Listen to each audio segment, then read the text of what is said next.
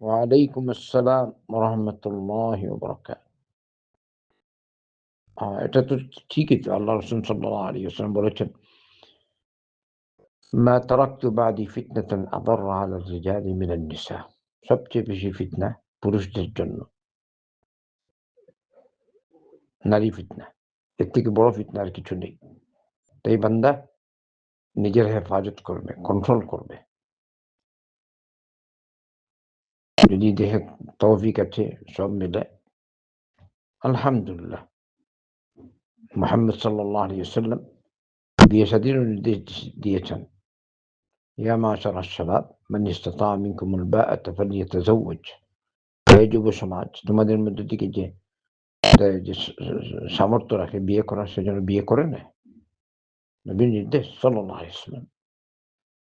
আর যার বিয়ের সামর্থ্য নাই সেজন্য বেশি, বেশি করে সিয়াম পালন করে। নবী করিম সাল্লাল্লাহু আলাইহি ওয়াসাল্লাম বলেছেন, বেশি করে সিয়াম রোজা রাখো বেশি করে। এর দ্বারা কি হবে? ফাইন্নাহু লাহু উইজা। এর দ্বারা কামভাব নিয়ন্ত্রণে থাকবে। একদিন ২ দিন না, বেশি, বেশি। একদিন পর একটা আরম্ভ করো। আল্লাহ পাক নিজে বলেছেন, ওয়ালিয়াস্তাফিফিল্লাযীনা লা ইয়াজিদুনা নিকাহান হাত্তা ইউগনিয়াহুমুল্লাহু মিন ফাদলিহি। যারা বিয়ের সামর্থ্য রাখে না, তারা যেন নিজের পবিত্রতা রক্ষা করে, নিজের হেফাজত করে। যতক্ষণ পর্যন্ত আল্লাহ তাদেরকে আ সচ্ছল না বানাবেন।